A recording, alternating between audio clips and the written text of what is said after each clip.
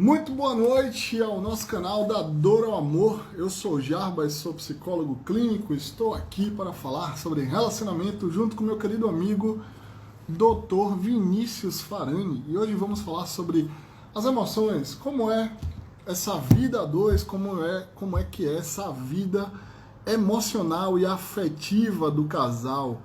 Vinícius já conectou para vocês e muito bem-vindos aí, todos que estão aí. Deixa eu ver se Vini aceitou aí, meu filho. Pronto. Devidamente logado, meu querido amigo, doutor Vinícius Farani. E aí, meu querido? Mais E uma aí, live meu aqui caro? para conta. Né? Por favor, gente, nos comentários, diga aí se vocês estão nos vendo bem, nos ouvindo bem, que isso é muito importante. Vamos começar aqui introduzindo o nosso assunto, mas antes, vamos nos apresentar. Eu sou o Jarbas, sou psicólogo clínico, atuo como terapeuta cognitivo comportamental e nessa abordagem teórica, nessa perspectiva, eu trabalho com casais e família. Pela Barba Branca, você já vê que tem alguns anos, né? Isso aqui não é só o Salitre de Salvador, mas estou aqui também com meu querido amigo, doutor Vinícius Farani. Vini, por favor, se apresente para a galera aí. Olá a todos, eu sou o Dr. Vinícius Farani, eu sou doutor em Família na Sociedade Contemporânea, especialista em psicologia analítica, também psicólogo. Então, também atuo muito na área de família, casal e terapia individual. E esse é um bate-papo especial, afinal de contas, temos um cognitivista e um junguiano discutindo de forma extremamente aberta, complementar as questões dos relacionamentos, da vida a dois, os dilemas, as questões emocionais, culturais, e aqui bate-papo e conteúdo é que não falta. Com certeza, sejam muito bem-vindos. E hoje a gente já vai trazer aquela máxima, né? Tem muitas frases que a gente vai escutando na nossa prática clínica e a gente vai internalizando aquilo para tentar resolver algumas situações. E é muito comum, numa sessão de casal, uma das partes falar assim, ele ou ela, essa pessoa que eu escolhi conviver, não entende as minhas emoções, não me acolhe, não entende nada, né, do que é emoção e tal. E eu quero trazer logo uma curiosidade de cara, né, que eu estava lembrando assim na prática clínica mesmo algumas coisas e lembro de uma sessão uma vez que uma paciente trouxe a seguinte fala. Ele não, ela falou com o marido, né? Ela veio para a sessão sozinha nesse dia. Ela falou assim: eu sei porque ele não fala das emoções dele para mim. Eu disse por quê? Ela fez, ele não fala porque ele acha que eu vou me municiar das fragilidades dele e depois usar isso contra ele. Né? Então, não sinta nada, porque tudo que você sentir pode ser usado contra você no tribunal do ADR. É claro que isso é uma piada, né? Falando agora é uma piada, né? Mas isso é muito sério na realidade, porque essa sensação que você não vai acolher ou não será acolhido diante das suas emoções, do que você está sentindo, é muito permanente na nossa sociedade. Porque batendo aquele papo, né, fazendo uma retrospectiva da nossa sociedade machista, patriarcal, o homem ele tem regras a cumprir. Então o homem tem que ser mantenedor, seguro, maduro, não pode brochar, não pode chorar. Ele aprendeu a ser antagonista da mulher e na hora que ele precisa mostrar as fragilidades dele, ele não sabe. E quando a mulher se emociona, né, falando de uma relação normativa heterossexual, né? Isso pode acontecer em qualquer relação, né? Afetiva, né? Enfim, não há o acolhimento dessa parte que foi treinada, entre aspas, com essa sociedade preconceituosa que vai dizer você não pode sentir nada, você não pode demonstrar nada, homem não chora, homem não demonstra, homem nada. E por aí vai. E você, Vini, me fale aí da Sim, sua prática, o que, é que você percebe com isso? Vamos trocar, vamos, jogar a bola para você. isso, vamos problematizar então, né? Afinal de contas, nós temos uma questão cultural que você trouxe muito bem, de como essa questão cultural ela vai massacrando o homem para que ele se feche, mas isso não é um comportamento também exclusivo do homem, né? Então é sempre bom a gente estar trazendo isso, que é para que fique claro que a nossa discussão aqui, a gente sempre traz alguns pontos culturais, e todo debate cultural ele sempre é generalista, né? Então ele sempre fala de uma forma maior, mas isso não exclui o fato das questões menores, né? Ou seja, quando eu falo menor, não estou falando de importância, mas eu estou falando no sentido mais subjetivo, mais pessoal. Então por outro lado, eu também trabalho com muito casal, do qual o homem se queixa do fato da pessoa nunca falar, e até inclusive recentemente, um casal de lésbica, e que um lado sempre está se questionando o porquê o outro nunca está atento, que é justamente o tema aqui desse bate-papo de hoje, nunca está atenta, nunca presta atenção. E eu vou fazer então, resgatar uma metáfora de um livro que um grande amigo meu me recomendou, chamado O Cavaleiro Preso na Armadura. Ah, Né? bom livro. Um grande É amigo meu bom, me recomendou educativo. esse livro. Eu li esse livro acho que em mais ou menos umas 2 horas e meia. Ele Eu é muito comecei bom. e li esse livro hoje. É, o livro é interessantíssimo. Né? Já estava lá na lista, eu estava agoniado para chegar nele. Né? Enfim, chegou o dia dele. E ele chegou, então, de uma forma... Em sua sincronicidade, ele chegou no momento ideal. Porque o livro trata justamente de um sujeito que fica preso na armadura. Né? E qual é o grande dilema que nós estamos discutindo aqui? Esse dilema, a gente pode olhar por duas óticas. Pela ótica da pessoa que sofre porque o outro nunca olha, e podemos olhar também sobre a ótica da pessoa que nunca consegue tirar a sua armadura, que sempre está preso na sua armadura e nunca consegue revelar as suas emoções. E tem uma passagem no livro que ele vai dizer: usa a armadura para não ouvir a voz triste da esposa. Olha que coisa interessante. Usa a armadura, porque quando ele estava com a armadura, ele não conseguia ouvir muito bem o que o outro dizia. E aí a gente levanta então essa pergunta: será, até que ponto, né, essa pessoa, até o caso que você trouxe, né, faz muito eco com essa metáfora, né, dessa pessoa que ele sempre está com medo de falar alguma coisa e o que ele disse era usado contra ele. Então ele sempre está preso nessa armadura para não ouvir a reclamação, porque ele sempre está querendo se proteger, mas ao mesmo tempo não ouve a voz triste da parceira e do parceiro. E assim a gente, como diz a frase da nosso, né, essa frase que a gente já ouviu tanto no consultório, hein, meu querido? Essa coisa de que ela ou ele não me escutam, não se importam. Né? E às vezes o outro está justamente nesse momento de defesa. Concorda?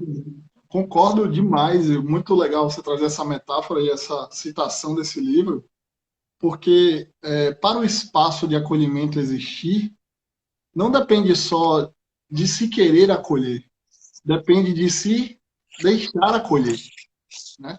Eu acho que nesse sentido é onde os casais às vezes se perdem. Ele faz tal coisa, ela faz tal coisa, e aí eles estão observando só as queixas e não estão Isso. observando o outro. E a partir do momento que a gente perde de vista o outro, é tão falta de acolhimento quanto quem não está acolhendo, né? Uhum. Então, às vezes o casal tem alguns mecanismos, alguns bodes expiatórios, por assim dizer, né? Vini trabalhou com um grupo aí, sabe muito bem do que eu estou falando. Então, o bode expiatório no sentido do casal meio que ficar se sabotando com coisinhas, sabe? Ah, você faz isso, você faz aquilo. Um está na defensiva, o outro está na ofensiva. E para haver acolhimento, tem que tirar a armadura. Uhum. Tem que tirar a armadura. Isso. E digo mais, e para haver acolhimento, tem que entender por que esse outro vestiu essa armadura. Essa armadura vem de uma história de vida, de uma história familiar, ou essa armadura foi constituída durante a relação, onde essa pessoa teve que se defender de muitas coisas e foi Sim, se enclausurando ali, né? Esse livro aí lá perfeito, na frente, excelente. esse livro lá na frente tem um momento que esse cavaleiro ele se dá conta que ele está preso na armadura e o desespero dele na hora que o ferreiro começa a bater na armadura e a armadura não abre. Ele fica transtornado, ele quer sair daquele lugar já, porque aquela armadura virou a prisão dele. E Isso. existem prisões emocionais que nos colocamos e existem prisões emocionais que colocam a gente. Então, acho que a atenção aqui é para que vocês observem se vocês estão sendo até o algoz do outro, o vilão da história, né? Porque é muito fácil se colocar no lugar de vítima, e eu não estou aqui, né, para julgar. Aliás, nosso papel não é esse, é Vini. Então, essa fala de Vini foi massa, que ele uma vez na live ele falou: o papel do psicólogo não é agir moralmente, julgando certo e errado, para entender o fenômeno do comportamento, a emoção, a coisa. Então, onde é que você está colocando seu parceiro? É num lugar de acolhimento? Se você não acolhe, como é que você cobra esse acolhimento? Se você não entende as emoções dessa pessoa, por que você está cobrando esse entendimento? Por que você está com essas frases prontas? E aí são vários questionamentos que a gente começa a se fazer para entender essa relação dessa Isso. palavrinha que todo mundo adora, que é muito bonitinha no Instagram. Reciprocidade. Ah, eu quero um relacionamento que tem reciprocidade. E você é recíproco com o outro? Né? O questionamento é esse. Isso. Fala aí, Vini. Tem Excelente. uma traca solta aqui. Vamos lá, não, mas tá brilhante, brilhante como sempre, né? Comentários maravilhosos. E você traz, né, como a gente está trazendo bem essa questão desse jogo, até que ponto, olha só, os dois movimentos que nós já fizemos aqui, até que ponto o outro se fecha porque é uma dificuldade dele, né, que é justamente o que você trouxe, ou até que ponto essa pessoa se fecha, né, justamente porque está sendo atacado, né, se isso não foi construído nesse relacionamento. Então aí a gente já começa então a abrir para a compreensão sobre por que estamos fechados. Né? Isso tem a ver com o meu padrão de personalidade, isso tem a ver com minha história, isso tem a ver com minha história cultural, minha história familiar. Então isso pode ter tantas raízes, mas às vezes a raiz é o próprio relacionamento. Porque alguém sempre está cobrando demais, alguém sempre está exigindo demais. E o outro começa a se sentir sufocado, o outro já não sabe às vezes lidar muito bem com a coisa, e aí começa então a ficar cada vez com mais medo e vai se afastando. E aí vem o trabalho duplo, que é da gente observar até que ponto a gente sufoca, ou realmente ser uma dificuldade do outro. E aí essa passagem que Jarba traz é brilhante, porque quando a primeira tarefa é a gente perceber que nós estamos presos nas nossas armaduras. Então essa é a primeira tarefa. A questão é que quando nós nos damos conta que estamos presos nas nossas armaduras, a gente se sente literalmente sufocado, a gente não sabe o que fazer, então vai bater no consultório. Aí bate lá, né, no consultório, recentemente então, a gente está com esse período Somos ferreiros, né? pandêmico, somos os ferreiros, então, e nesse período pandêmico, a coisa já vem chegando em crise. Né? Então, principalmente ansiedade. Então, as pessoas chegam lá já tendo crise de pânico, crise de ansiedade generalizada, então já estão bem sufocados. Né? E aí a gente vai tentar descobrir, vai tentar tirar essas coisas. E o que é isso? Justamente aquela galera que se esconde, que não consegue se expor o seu sentimento, que não consegue negociar, né? Que vai sufocando dentro das próprias angústias. E algumas pessoas se fecham tanto ao ponto de começar a não mais perceber o sentimento do outro. E este é o ponto da nossa live de hoje.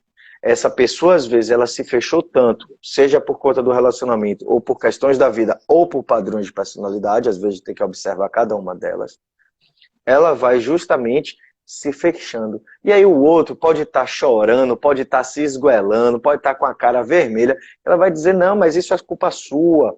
Então ele nunca vai ter relação empática. Sempre culpa o outro, ou fica em silêncio, ou culpa. Né? E aí fica aquela guerra de gato e rato. Você já atendeu pessoas assim, meu querido? Que Ah, com certeza. a briga para saber quem é o culpado, quem é que começa, quando um denuncia, o outro vai e rebate, e aí fica aquela bola de neve que não sai nunca. Eu gosto muito de um texto para citar isso, que é do Rubem Alves, né? Eu até postei esse texto esses dias lá na minha página, no Pensando com o Jarbas, que Rubem Alves fez uma analogia muito legal, falando da relação entre tênis versus E a frescobol. Raquel, eu falei isso. Que tem casais que jogam tênis, que é um jogo que é de disputa, quem bota a bolinha ali no esparro para o outro cair. Então, nesse diálogo, sempre há aquela casca de banana, né? Sempre tem uma armadilha ali, onde um vai falar e vai dizer, ah, mas você não sei o que e tal. Esse casal está mais atento às falhas do outro. e o casal que joga frescobol. Que o frescobol, para quem não sabe, é um jogo muito jogado aqui em regiões praieiras, né? Pode jogar também no campo, se você não tem praia na sua cidade, né? Mas é um jogo que é de cooperação. A bolinha tá no ar lá, tá, tá, tá, tá. Quando a bolinha cai, os dois perdem. Não existe ponto. O jogo é a manutenção da bolinha no ar. E a manutenção da bolinha no ar é o espaço dialético, é entender a diferença a partir da diferença. Quando um casal consegue dialogar entendendo a diferença a partir da diferença, ou seja, respeitando os pontos de vista, não concordo com o que você diz, porém respeito a sua opinião. O outro ele quer dissuadir, Brilhante isso. né? O outro quer dissuadir. Você está errado por causa disso, disso, disso. E aí pronto. Quando tem um diálogo que um está certo e o outro está errado, eu não estou dizendo que não tenha que estar alguém certo, alguém errado, tá, gente? Mas eu falo de ficar apontando os erros. Fica parecendo que a DR é um tribunal. Por que as pessoas correm das DRs? Discutir o relacionamento era para ser uma coisa boa. É dizer assim, estamos tendo oportunidade agora de resolver as nossas questões, mas as pessoas acham, ih, DR, ai, não estou nem com paciência para DR agora, porque eu já sei que vai ser daquele jeito, né? Ou seja, já disputa, já entra naquela coisa que vai ser uma disputa. E achando que vai ser uma disputa, entra na armadura, né, metaforicamente. E É quando entra isso. na armadura, o que está atacando fala assim, aí, ó, já vai se fechar, não me acolhe, não me entende. E o outro fala, já vai me atacar, é melhor ficar aqui calado, quietinho e tal, não sei o quê. Então, tem que perceber quais são esses mecanismos no diálogo, na comunicação, dessa falha, dessa falta de acolhimento. A falta de acolhimento ela não acontece simplesmente pura, gratuitamente. A não ser que essa pessoa tenha uma psicopatologia, né? Que seja um Uhum. psicopata, que seja alguma coisa do tipo, né? Um sociopata, sei lá, que ele só vive no mundo dele, um egocêntrico ali e tal, egocêntrica e tal, narcisista. Os transtornos de personalidades narcísicos, né? Isso, aí sim, essa pessoa vai viver ali, que ele é o centro, ele é o dono da razão, né? Ele tá tudo certo e o outro tá nem aí pro outro. Mas tendo em vista um casal que não consegue dialogar, porque os dois estão certos, se eles não conseguem dialogar, se eles não conseguem entender a diferença a partir da diferença, essa coisa da dialética, eles Uhum. não conseguem se acolher. Isso. Porque o acolhimento entra como, e de novo isso, você já tá chorando, meu Deus do céu, tá se fazendo de vítima. Ah, não aguento conversar com você chorando. E aí Isso. entra toda aquela questão cultural que a gente está falando no começo. Porque E aí, na sociedade vai falando o quê? Engula o choro, cala a boca, chorar é coisa de uhum. isso, coisa daquilo, Isso. não sei o quê, você não pode mostrar fraqueza. E às vezes a pessoa até quer esboçar seus sentimentos, mas não consegue. E Isso. quando não Ou consegue fazer assim, esboçam, ou ou esboça. esboçam através do grito, né? Eu acompanho um casal há um bom tempo e que o grande desafio é que um justifica o grito porque o outro falou de tal modo. Né? Então sempre é uma justificativa. Então, eu gritei porque você já estava chateado, eu gritei porque isso. Então sempre estão justificando os seus próprios ataques contra o outro, né? Os seus desleixos, a sua falta de empatia, a sua falta de cuidado, sempre buscando uma justificativa. Eu grito porque você está de cara fechada, eu grito porque você já falou mais alto e você não percebeu. A gente faz isso porque eu tô... E aí ficam sempre buscando meios, né, e formas para sustentar esse intenso processo de ataque, né? E aí você traz, então, justamente alguns pontos que é justamente o ok, mas será que até que ponto eu não estou atacando e esse problema não é porque é consequência do outro, mas por conta de uma arrogância minha, de uma incapacidade de ver e ouvir, uma dificuldade de lidar, né? Então Mila até pergunta aqui algo que você já trouxe bastante em suas falas, né? Gatilhos do próprio relacionar-se. Podem disparar isso também? Né? Sim, né? Então muitos gatilhos no relacionamento podem. Eu suponho que ela esteja falando desse silenciamento, porque a live hoje, o foco é o silenciamento, aquela pessoa que não demonstra o afeto, que não, aquela pessoa que sempre se incomoda que o outro não demonstra, e a pessoa que não consegue demonstrar. Então, sim, né, às vezes a pessoa ela pode se sentir cada vez mais acuada.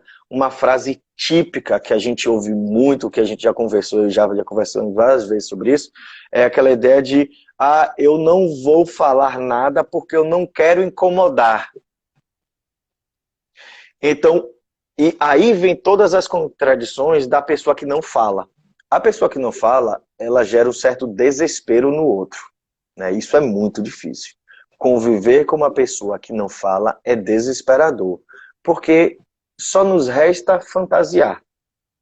Se eu não tenho uma resposta, só me resta a minha própria fantasia. Só que a fantasia nos leva para muitos locais, né? Então, quais são as fantasias? Essa pessoa não gosta mais de mim, essa pessoa já está com outra pessoa, ou então eu não sou importante, eu não sou desejada, esse casamento não vale nada. Então, as fantasias vão surgindo e a pessoa vai ficando angustiada. Então, conviver com uma pessoa silenciosa, isso é muito desesperador. Agora, para o outro lado, para a pessoa que é silenciosa, muitas vezes elas são silenciosas na tentativa de fazer o bem, né? Não vou falar para não piorar a situação. E justamente ao não falar para piorar, ela piora 10 vezes mais. Entra aí num círculo vicioso, né? Um sendo sintoma do outro, né? Um alimentando o sintoma do outro. Muito interessante essa sua fala, porque a não fala é uma forma de falar, né? Como assim, Jarbas? A não fala, o silêncio é uma forma de falar? Observe os sinais. Uma vez mesmo no atendimento clínico, a pessoa em questão estava reclamando, né? Ah, porque não fala, fica no celular, liga a televisão, fica trocando de canal, não está assistindo nada, mas não me olha na cara. Aí eu perguntei, eu disse, você está escolhendo um bom momento para dialogar com seu parceiro? Você sabe se ele quer dialogar? Porque fica parecendo que o diálogo é uma coisa meio que temos que dialogar e pronto, vamos lá e tal. E não é assim, em vários momentos. Eu com minha querida esposa, dona Larissa, quando eu estou tomado de grande emoção, eu prefiro não conversar. E eu digo mesmo, eu digo, não vou conversar com você agora. Porque se eu falar alguma coisa, eu usarei um tom ofensivo, eu não quero isso pra gente. E ela respeita o meu silêncio. Ela sai resmungando, soltando as coisas, né? Você sabe como é. Ela sai cantando pneu assim aqui na sala. Tá bom. Aí, tá tudo certo, daqui a pouco você já está pronto para conversar? Eu digo, agora sim, por favor, sente aqui. Aí, e você já está mais tranquila, está mais calma? Tô, né? Aí a gente vai e consegue, sabe? Dialogar. Por quê? Porque houve uma palavrinha importantíssima, gente, nisso aqui. Para o diálogo acontecer de forma tranquila, tem que haver disposição. Disposição. Isso aí. Disposição. Eu estou Interesse. disposto a te escutar, eu estou disposto a falar, eu estou disposto. Mas para haver essa disposição, tem que haver o que a gente já falou em outra hora, que não é sabedoria não, Mila, só porque para não tomar umas vassouradas mesmo.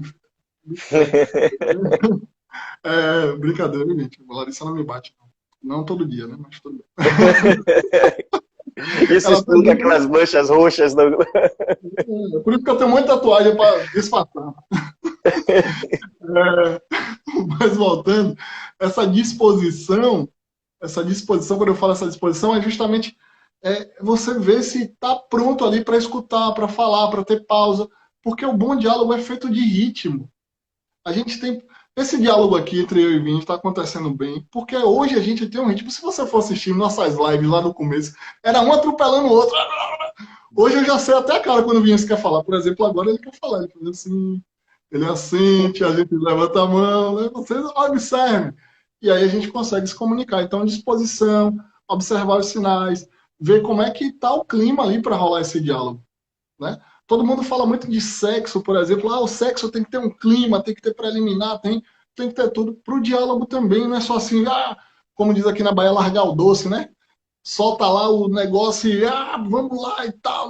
Não vai resolver nada. Vocês só estão desgastando a relação de vocês. Né? Perfeito. É bem por aí mesmo.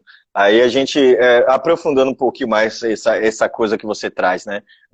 Da disposição. Porque aí vem as grandes dificuldades da percepção, né? Quando eu estou no relacionamento que uma pessoa não fala, né? E aí, como a gente já trouxe aqui, vai ficar nessa questão das fantasias, né? O que são fantasias, gente? Fantasias são as ideias, né? Os nossos pensamentos, né? Então, tudo aquilo que a gente vai fantasiar, que a gente vai imaginar, né? Então, quando o outro está em silêncio, a gente começa a imaginar o que o outro quer, ou o que o outro quer dizer com esse silêncio, né? Então, a gente vai tentar entender isso. Então, é importante que a gente perceba aos poucos, e a gente pode perceber, inclusive, perguntando, tem que perguntar qual é o momento, se quer conversar, se não quer, porque, como a gente já falou, às vezes a pessoa chama para conversar, mas não é uma conversa, é um monólogo, né? Então eu vou assistir uma peça de teatro e quando eu chego lá, surpresa, pegadinha do malandro, é um monólogo. E às vezes a pessoa não está afim de assistir um monólogo, ele queria assistir uma peça de teatro, ou seja, se vocês chamarem para conversar, entenda de que uma conversa parte de uma díade, pelo menos. Então parte de um ir e vir. Então não adianta, é que nem quando a gente trabalha com criança e adolescente, né? Aí os pais, a gente sempre convida os pais, né, para fazer as primeiras entrevistas antes de conhecer, somente quando é criança e adolescente. E aí eu pergunto, sim, pais, mas vocês conversaram já com eles sobre isso? Claro que já, eu sentei eles na minha frente e expliquei tudo o que eu tinha que falar. Falei, ó, deixa eu contar um segredo para você que eu acho que ninguém contou. Isso não é uma conversa. O que você teve foi um monólogo, né? Você utilizou do seu lugar de poder para abafar o outro. E numa relação conjugal acontece muito isso. A pessoa não tem espaço. Tudo, aí vem o outro lado da moeda. Todas as vezes que eu tento falar, ela também não me escuta. Porque só consegue falar. Então a pessoa fala, fala, fala, fala, fala. Aí o outro está quieto, já é difícil de falar. Na hora que consegue falar, é abafado. Não, você está errado. Não é assim mesmo. É porque você é desse jeito. Aí volta o sistema do ataque. E a pessoa, então, vai ter um momento que ele abandona de vez e fala dane-se. Mas, como a gente gosta de problematizar várias opções, existe uma outra opção, que é justamente a pessoa que ela também se fecha, né? E ela não tem a disposição, e aí vem um elemento ainda pior, dificuldade de cumprir acordos. A pessoa que onde ela é muito fechada emocionalmente, ela tem, às vezes, muita dificuldade de olhar para o outro, de cumprir as expectativas do outro. E deixa eu contar um segredo para vocês. Se vocês estão no relacionamento e vocês não estão dispostos a se importar com o outro, a se dedicar para o outro, deixa eu contar uma dica. Cai fora e fica sozinho ou sozinha, mas não afeta, não sufoca o outro pobre coitado do outro lado, porque essa pessoa vai ficar eternamente esperando um acordo que você nunca vai cumprir. E aí você não consegue ter, a relação não consegue ir para lugar nenhum. Não existe relacionamento sem acordos, não existe relacionamento sem uma troca. Concorda? Concordo plenamente. E acrescento acordos e reacordos. Porque às Sim. vezes tem acordos prévios que são feitos e por algum motivo são quebrados, né? Se vocês não viram aí as lives sobre adultério, depois assistam. Tem um conteúdo muito interessante aí do Vini e O meu podcast também. também, sim. E isso, podcast, exatamente. Então, observe lá, né? E quando há alguma coisa que afeta o relacionamento, é importante fazer o reacordo. E para esse reacordo acontecer, tem que existir o diálogo para ver os termos. E esses termos vão ser, voltando ao ponto das questões emocionais. O, sabe aquele termozinho que ficou na moda? Responsabilidade emocional. Todo mundo ficou, responsabilidade emocional, responsabilidade emocional. Né? Tem a frase do Pequeno Príncipe, tu te tornas eternamente responsável por aquilo que cativas. Detesto essa frase, acho isso uma furada. Eternamente é tempo demais. Mas tudo bem, vamos lá, né? Mas eu acho que a gente tem sim responsabilidade sobre a emoção do outro. Porém, nós não temos controle sobre a emoção do outro. A forma como Jarbas sente raiva é diferente da forma como Larissa sente raiva. A forma como Jarbas esboça as emoções dele é diferente da forma como Larissa esboça. E se vocês não entendem esses jogos emocionais, quando eu falo de jogo, não se trata de disputa, se trata de manifestação do comportamento, porque a raiva é um sentimento, mas ele se manifesta de forma comportamental, certo? Vamos lembrar da tríade cognitiva? Penso, logo sinto, logo me comporto. Claro que não é assim pragmático, né? Cartesiano, penso, logo sinto, logo me comporto, mas tá ali no campo das ideias alguma coisa. esse cara vai, ele começa a sentir alguma coisa. Claro, a partir do momento que há sentimentos, ele vai ter uma reação, né? Pode ser algo relacionado a alguma impulsividade, pode ser algum comportamento hostil, pode ser até algo que vai até machucar o outro. Mas se há esse acolhimento, se há esse reacordo, se há um espaço de escuta nesse casal, fica mais fácil dizer, poxa, eu errei, eu falhei, me desculpe, vamos reaver, o que é que eu posso fazer, o que você pode fazer, né? Quando o bicho pega, às vezes numa sessão de casal, né, eu pergunto logo para uma das partes, né, o que é que você pode fazer para modificar isso? Aí a pessoa fala, agora é minha vez, aí, né, descasca. E aí eu pergunto para a mesma pessoa que acabou de descascar, e você, qual a sua responsabilidade diante disso? A pessoa, como assim? Mas é ele que fez, é ela que fez? Não, mas você tem responsabilidade no sintoma do outro também. Porque é uma relação, como o Vinícius muito bem falou, se você não está afim de se doar para o outro, de fazer acordos, de escutar, de falar, de sentir, de acolher, enfim, essa coisa toda que você sabe sobre relacionamento, fique sozinho, meu querido, minha querida. Isso aqui não é para você, não. Aliás, casamento não é para todo mundo, não, viu, gente? Todo mundo, tem que Isso casar. aí. Não é para todo mundo, não. Essa Isso, ideia de concordo. casamento, temos que casar, construir família. Velho, tem gente que vai viver muito bem sozinho e tá tudo bem com isso também, sabe? Agora, uma obrigação social, fazer do casamento uma obrigação social só para cumprir tabela, o que as pessoas lhe cobram, porque você chegou nos 30 e ainda não casou, pelo amor de Deus. Aí Isso. é uma grande furada, porque o casamento é você sangrar todo dia um pouquinho, né? E dar ali pro outro também. Aí tem Então, um aí conceito que eu eu gosto muito. prefiro. Pode falar aí. Tem um conceito que eu gosto muito, que é a ideia de, inclusive esse livro traz essa perspectiva, de que não podemos fugir e aprender ao mesmo tempo. Então, se a gente quer aprender alguma coisa, nós temos que permanecer. Então, olha que coisa interessante. Nós não podemos fugir e aprender ao mesmo tempo. Isso serve para várias questões. Trazendo o ponto que nós estamos tocando hoje, que é a questão emocional, eu não consigo aprender a lidar com as minhas emoções se eu sempre fujo delas. Se eu sempre nego, se eu não sinto, se eu não consigo lidar, se eu não entendo o que está acontecendo, né? A pessoa fica completamente perdida, porque ela está acostumada a fugir. Toda vez que eu trabalho com alguém que é muito silencioso, que não consegue falar, eu sempre pergunto, como é que fica a cabeça quando você está em silêncio? Minha cabeça fica mil. E por que essa pessoa não consegue lidar com os pensamentos? Porque ela está acostumada a fugir, ela está acostumada a negar. Tanto que quando você passa na frente de uma pessoa que ela é muito silenciosa, as pessoas, muitas vezes o par sempre aponta, né, e diz, olha para lá, não se importa comigo, não sente nada, eu estou aqui me esgoelando, a pessoa está quieta. Aí você vai e pergunta para a pessoa quieta, e você como é que tá? Não, é porque eu estou pensando em tanta coisa que eu não sei nem o que é que eu vou conseguir falar. Por quê? Porque se acostumou tanto a fugir, a não sentir, a não entrar em contato consigo mesmo, que não conseguiu aprender a ficar. Então, não existe... Olha que coisa interessante. Nós não podemos fugir e aprender ao mesmo tempo.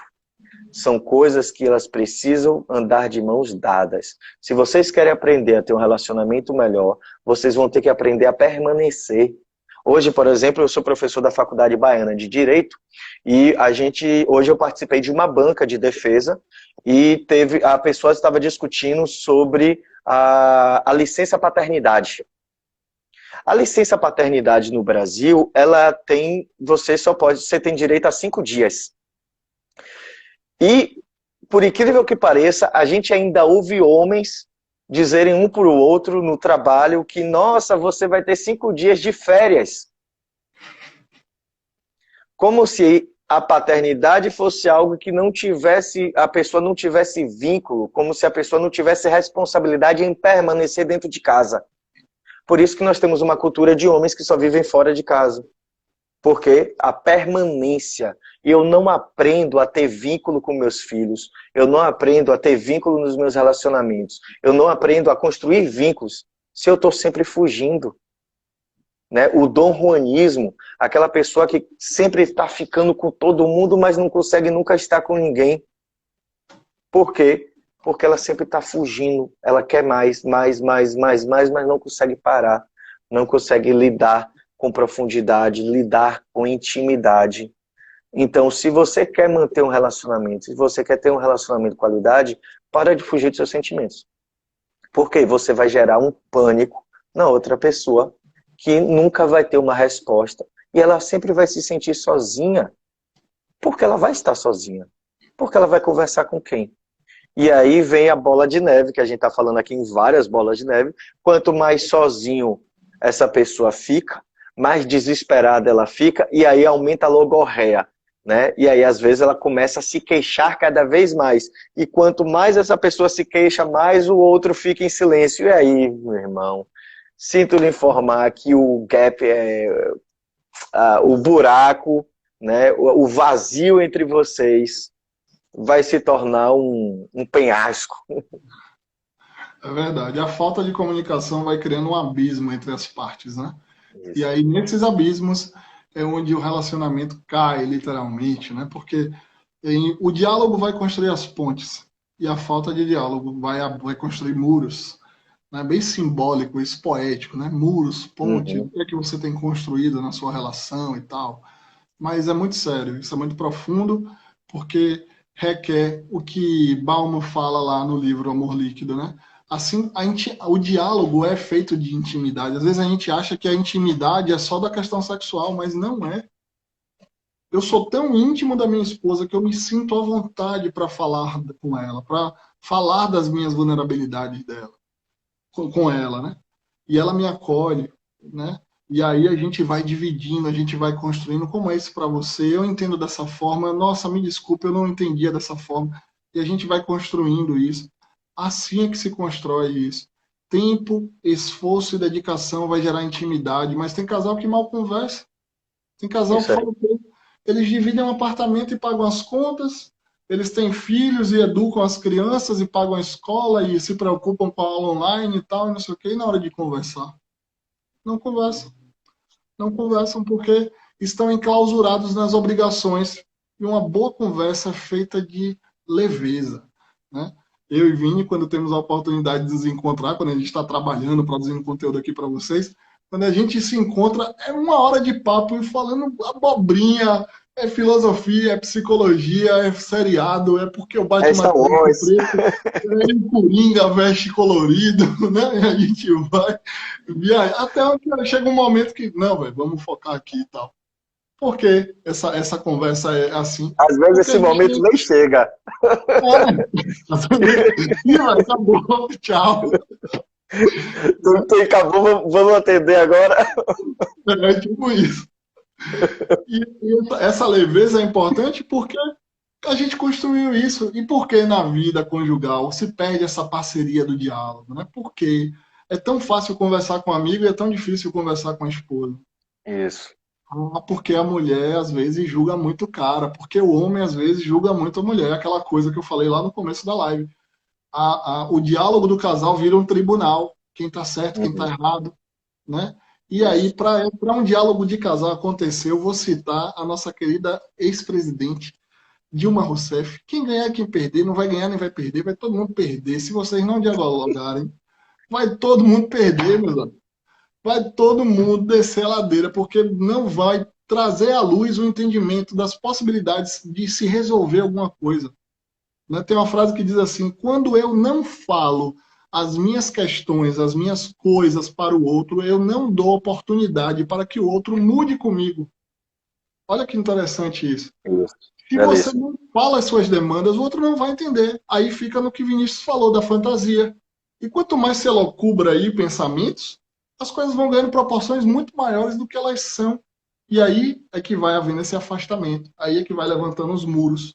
Aí é que ninguém entende nada, não entende o que eu sinto, não entende o que eu falo.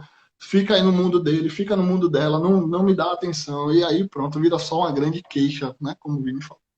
Eu gostei muito da expressão que Maria Aparecida traz aqui, solidão a dois ou uma morada de hotel familiar, cada um no seu canto, né? Porque é o que vai sobrar, né? Não tem para onde correr, não tem nada mais preciso do que a fala de um psicólogo que eu gosto muito, o Jarbas Serzósimo, que ele diz, né, que amor não acaba, amor vai acabando, né? E é basicamente isso. né? A nossa tarefa é justamente você falar, nosso relacionamento está acabando, ou então o amor acabou. Sim, mas acabou por quê? O que é que acabou? Quando a gente fala o amor, parece que é uma coisa só e não é. O que é que acabou? Uhum. Acabou pela falta de diálogo, pelo abandono afetivo, pela falta de intimidade, por um gostar de uma coisa, o outro gosta de outra, mas ninguém se entende, não há um debate claro sobre isso, não há acordos, né? Porque às vezes a gente vai ter que abrir concessões para um lado, outro para o outro. Então essa é a grande questão.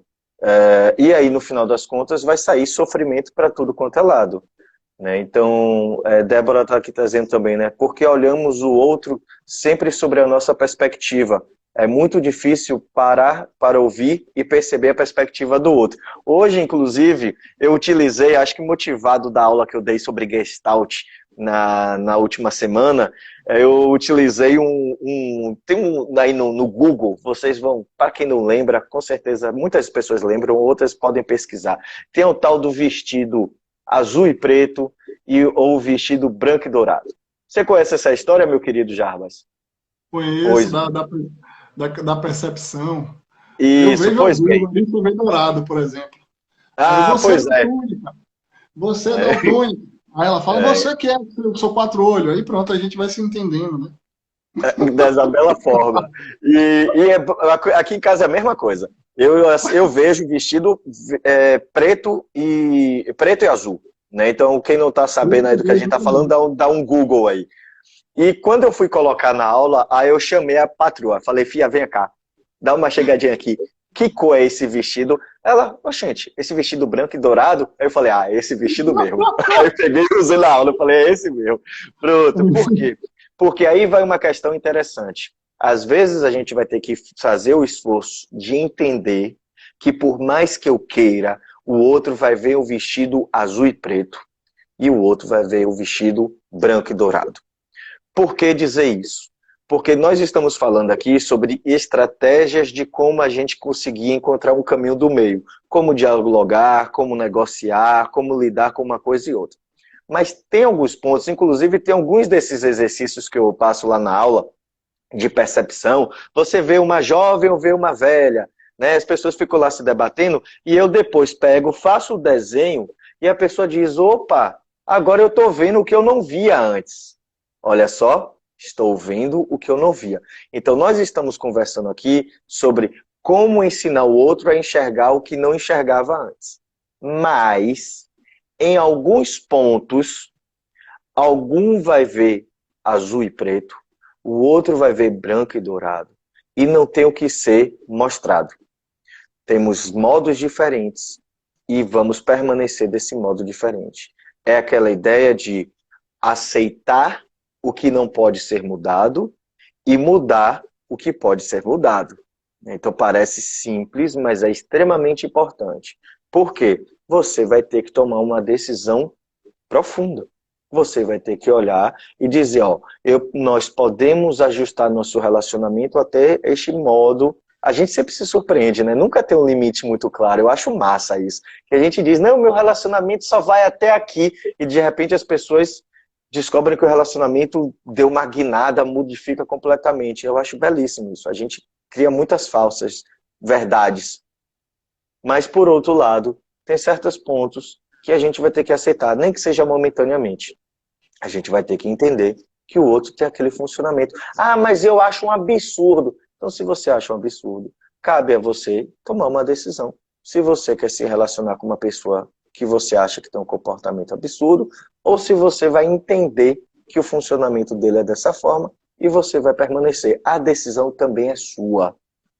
Então, é algo que precisamos ficar atentos, porque às vezes a pessoa tem dificuldade de falar, usar as emoções, porque isso faz parte de um traço dela. Pode ser melhorado? Pode, mas vai ser uma pessoa que no primeiro momento ela vai dar muitas escorregadas, porque ela vai ter uma tendência de ficar sempre mais silenciosa. É o que Roger fala sobre alinhamento de expectativa no livro Tornar-se Pessoa, né? Ele traz essa questão do alinhamento de expectativa. O que você espera do seu parceiro, da sua parceira, e o que é que ele te dá? Como você alinha isso, né? O problema é que os casais, às vezes, eles só olham as faltas e não olham para o outro com respeito e compaixão. falta respeito e compaixão. A partir do momento que você olha para sua esposa, para seu marido, para alguém que convive com você e você só julga, só aponta, essa pessoa está entendendo o quê? Não me entende, não me acolhe, não quer saber de mim. Para que conversar? Então é melhor ficar aqui na minha. E aí vai se distanciando, vai se distanciando. Esse casal não tem a oportunidade de falar dessas diferenças porque eles simplesmente não respeitam o que é importante um para o outro, não respeitam as limitações um do outro. Gente, temperamento, cada um tem um. Se você pega, eu vou de novo me citar como exemplo, eu e Larissa somos pessoas bem diferentes. Larissa, o bicho tá pegando, o pau tá quebrando, ela tá ouvindo Bob Marley, sacou? Thriller Birds, tipo... E o bicho tá pegando, eu tô ouvindo Slipknot na cabeça. Né? E aí a gente foi se temperando. Ela me tornou não, porque ninguém torna ninguém, mas eu observando o comportamento dela, eu me tornei um cara mais político, menos, né? Ah, pau na máquina. Por que E bicicleta sem freio? exatamente, bicicleta sem freio. E ela é o freio da minha Harley Davidson, né? Eu sou um cara grande. Então, né? E ela se tornou um motor lá V8 melhor, porque a bichinha ficava muito guardada lá e ouvia alguma coisa e calava. Você tem que se falar, você tem que botar. E aí, de tanto incentivar a falar, hoje eu me arrependi, porque ela agora fala pra caramba. Espero que ela não esteja aí mais. Tá aí, irmão? Brincadeira, mas o que eu quero dizer Daqui é o a pouco seguinte. a gente só vai ver o prato batendo aí. Mas. É... Oh, meu Deus. Acho que ela saiu, senão ela já teria se manifestado. Graças a Deus. Mas vamos lá. Então, essa coisa dessa oportunidade de ser empático.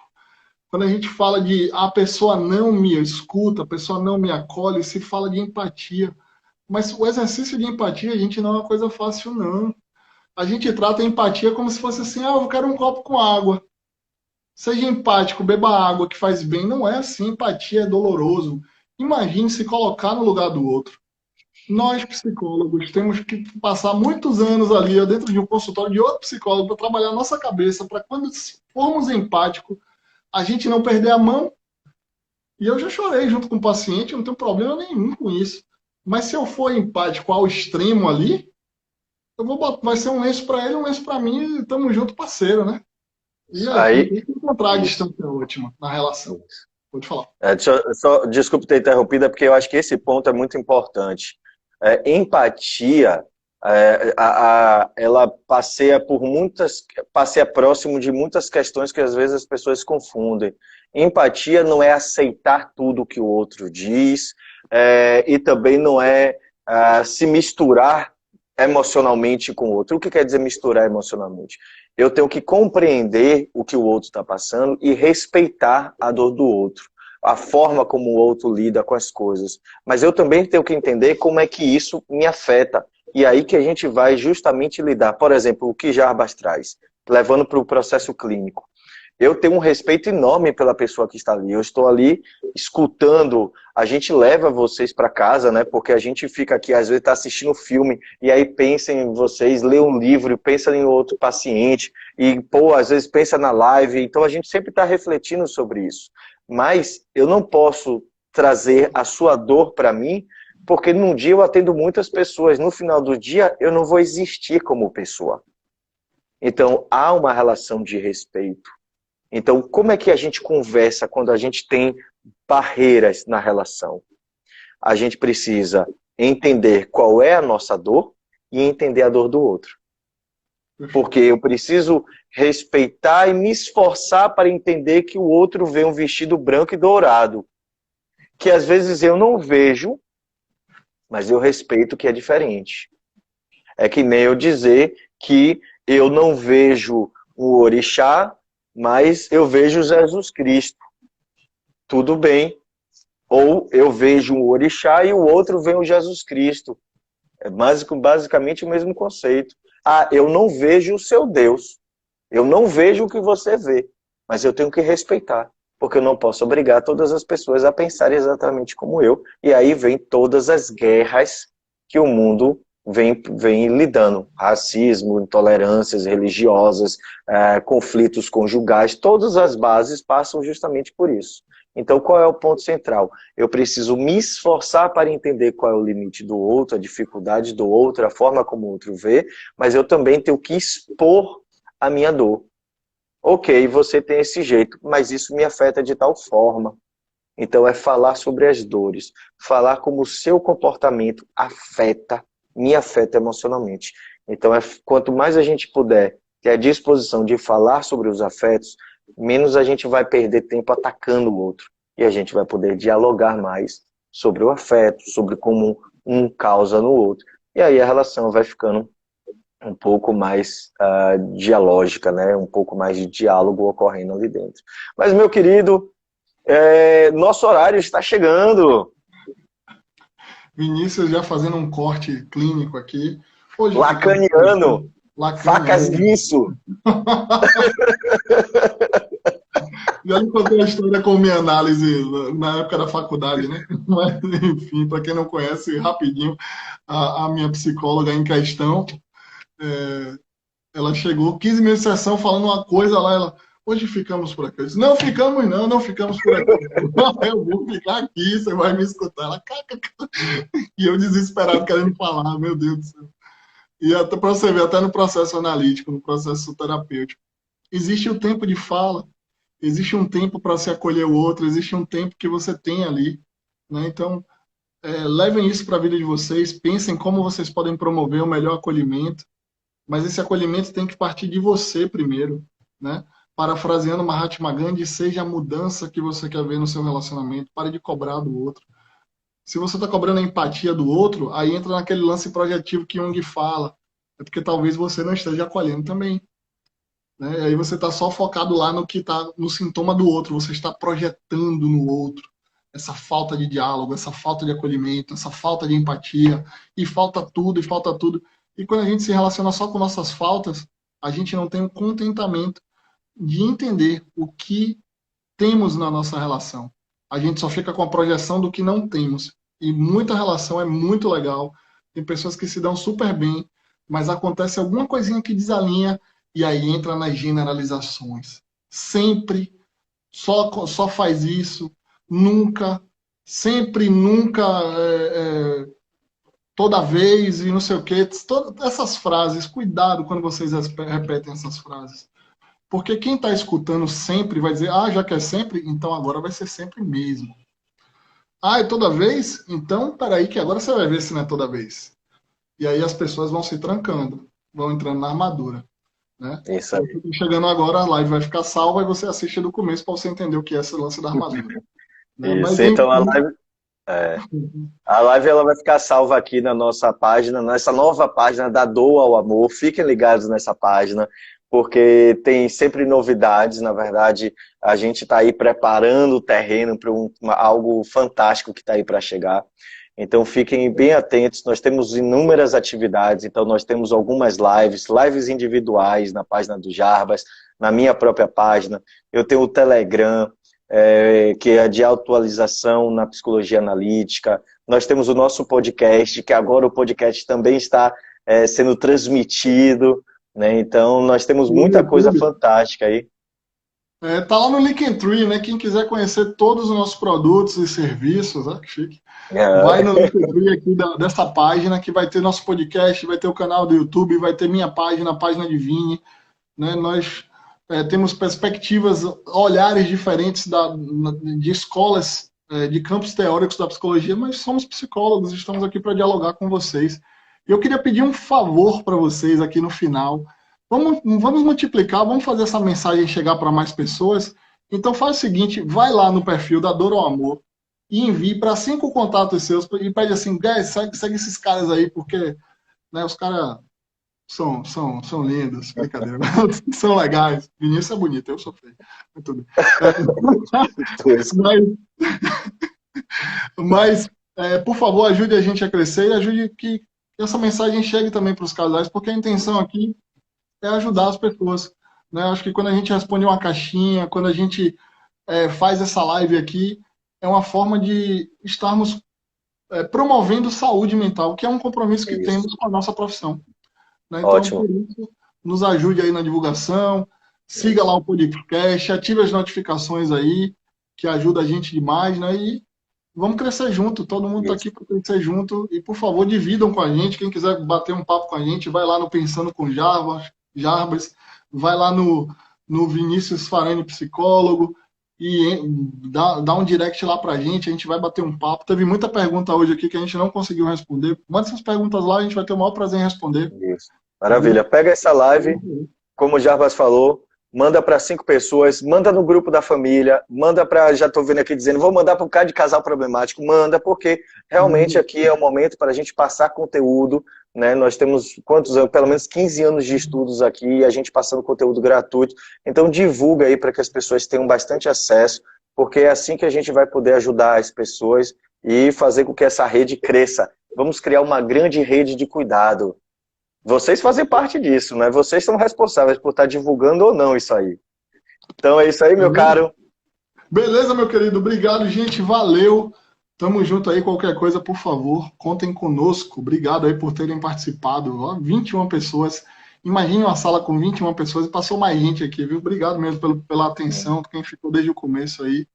E por favor, tamo junto. Isso aí. Boa noite, Esse meu vai ficar caro. gravado. Esse aí vai ficar gravado. Perguntaram por quanto tempo. Esse aí vai ficar aqui na página da gente. Pode enviar para quem quiser, pode assistir de novo. Fiquem à vontade. De graça. Maravilha. 1 hora de sessão com a gente é caro, então aproveitem. Viu? Boa noite, meu irmão. Um abração. Beijos a todos aí. Valeu.